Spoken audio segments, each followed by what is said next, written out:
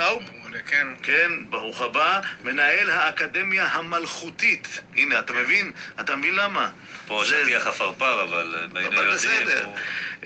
לאהוד, אתה פוגש את האהוד בגיל מאוחר יחסי. כן, כל הסיפור שלי עם מוזיקה התחיל בפועל בגיל מאוד מאוחר.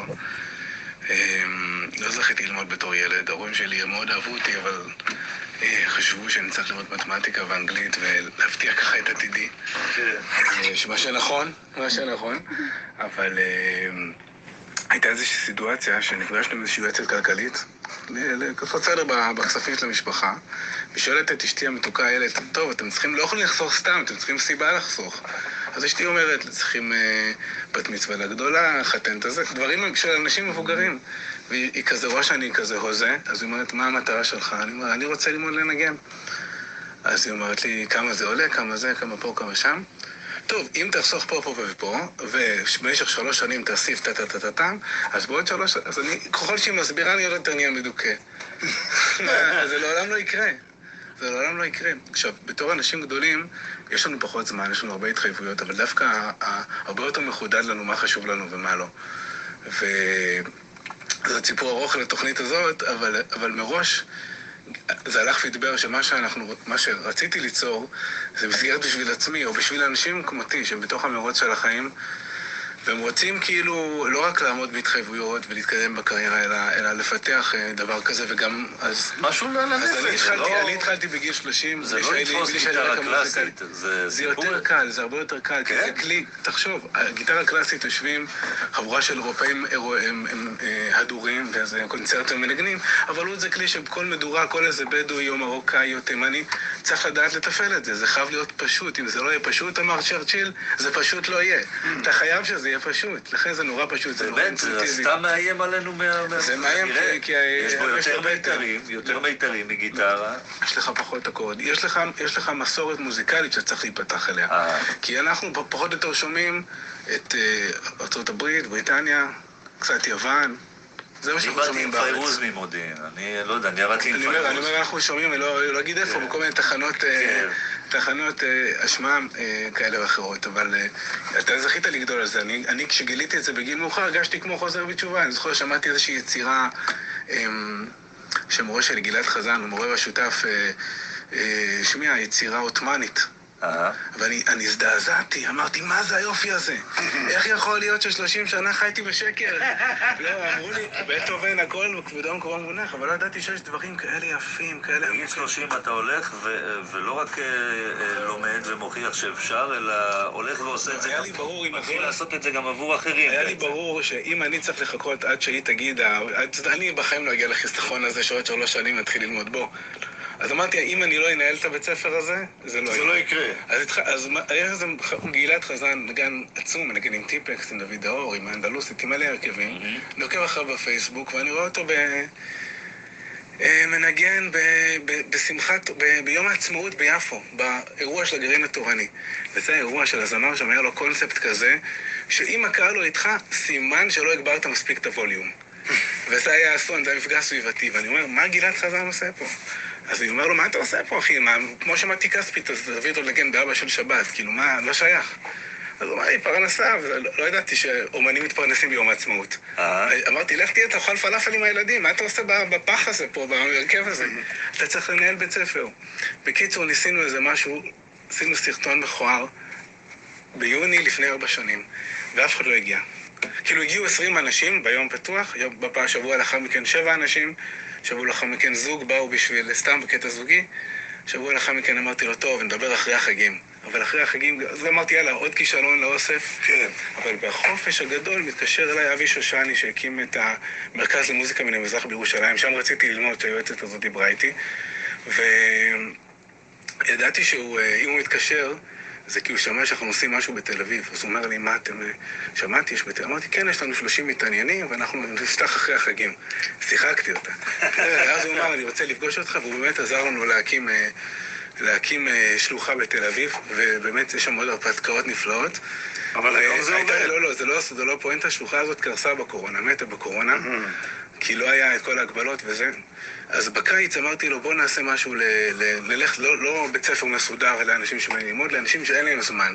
והם התחילו להיות נורא פוקוס, עשינו קורס למתקדמים, חדר כושר לאודיסטים. נפגשנו פה בגן בפארק הפסגה, אם אתם מכירים. כן, בוודאי. באמפי בחוץ. והתחלנו כאילו ככה. ג'מים. לא ג'מים, קורס חדר כושר, אחי, באים לעבוד. וזה היה טירוף, באו איזה 40 אנשים בקיץ אחד, בלי שום פרסום, כאילו רק בפייסבוק אורגני. ואז אמרתי לו, תקשיב, השנה, עליב, פיצוח, אמרתי, עכשיו נגננות, בוא נפנה לאנשים הפשוטים, לא מטורללים שהולכים להקים בית ספר, ולא כמוך שמנגנים 20 שנה. בן אדם שרוצה באמצע החיים לתת את הבוסט. אז זה לא שבתוך 7 שבועות הוא נהיה יד אל סומבטי או דיגיטשן, אבל הוא שבר את המחסום הפסיכולוגי, הוא יודע לנגן כמה דברים, הוא יודע קצת לנגן משמיע, הוא יכול להתקדם להרבה לבד, זה כלי מאוד אינטואיטיבי. קיבלת את כל המסע הפתלתל הזה. אבל קשה שהוא יושב ככה עם זה. זהו, אנחנו רוצים כבר לשמוע את הכלי המדהים הזה. אוקיי. אבי טאוב, האקדמיה המלכותית לעוד, אנחנו נשוחח מיד אחרי הקטע הזה.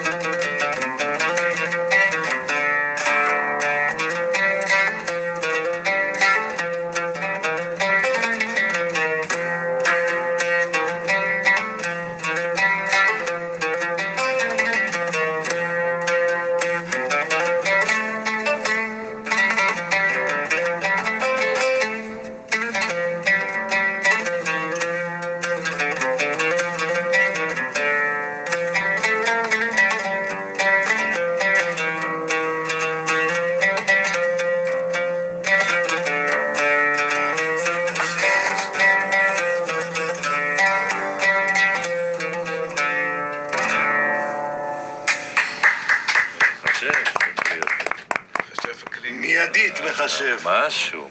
כן, כמעט התפגרתי פה מרוב לחץ. לא, אבל יש בו משהו...